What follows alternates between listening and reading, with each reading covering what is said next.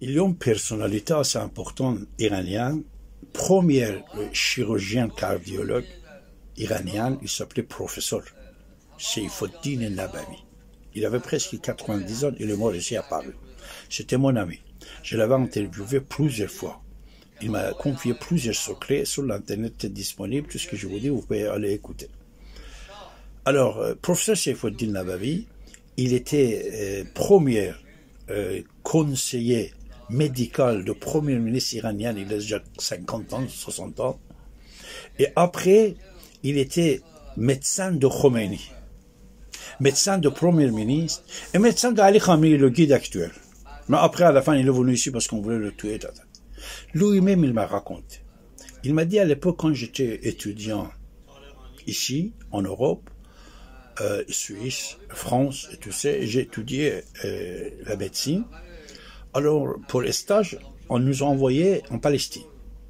Il dit, on a pris le bateau, on est allé là-bas, dès qu'on est arrivé à Haïfa, tout d'un coup, on a entendu, oh là là, les soldats britanniques là-bas, et tout d'un coup, au fond du bateau, ils ont commencé à tirer, et nous, on est descendu par le devant, je vois, j'ai entendu qu'on dit c'est les Juifs clandestins qui étaient embarqués dans le bateau, on les a tous tués. C'est pas des mensonges, ce n'est pas des histoires que je vous raconte. On vous cache la vérité.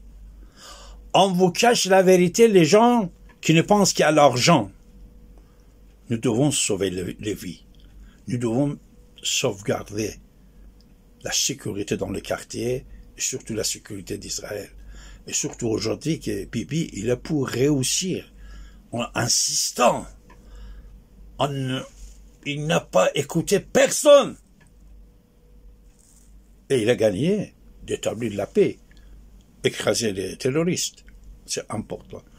Ils ont massacré. Après, il dit, nous, on les a ramenés dans un camp. Tout de suite, j'ai dit, monsieur, je suis iranien, moi, je suis iranien, je suis pas français, suisse, juif, je suis iranien, j'ai montré mon passeport, que je suis iranien. Et il a dit qu'on va ramener avec eux les soldats. Après, il y avait le grand pacha général britannique qui vient pour faire un discours. Ce qu'il m'a dit, professeur Seyfuddin el-Nabavi, c'est une fierté pour la médecine mondiale. Nabavi, ce n'est pas n'importe qui. Il dit, le général, il commence à parler. Il dit, ce soir, je suis tellement fâché, c'est pour ça que j'ai tué, les Juifs, ils n'ont pas le droit de venir ici, ils vont faire ça, patati. Mais je vous dis une chose, ce soir, je viens d'apprendre que les Nations Unies, il a voté en faveur de l'existence d'État d'Israël. Mais les soldats, écoutez, nous, les Grands-Bretagne, allez-y consulter les documentations britanniques. Nous, jamais, on ne va pas laisser, même pas une nuit, qu'Israël et les Juifs dorment tranquillement. Ça veut dire quoi? Ça veut dire on va fabriquer quotidiennement des problèmes pour eux. Il joue le double jeu. Il met des ministres juifs, il fait ça, il bombarde aussi les Palestiniens et tout ça. Mais il a toujours les autres Palestiniens, il a les ayatollahs, il a ça. Soyez intelligents. Soyons intelligents. Ce qu'a décidé Elon Musk à côté de Trump concernant le Canada et la Grande-Bretagne sont en faveur d'Israël, en faveur de la paix, en faveur de l'humanité, en faveur des Juifs, que depuis toujours les autres étaient jaloux et ils essayaient de détruire Israël. Détruire Israël, ce que Pacha, il a dit le général britannique à l'époque à Haïfa. Ce que son fils de roi, il porte le croix gammée. Ce que plusieurs des hommes politiques britanniques, ils soutiennent et ils ont aidé officiellement, ils étaient jugés même en Grande-Bretagne.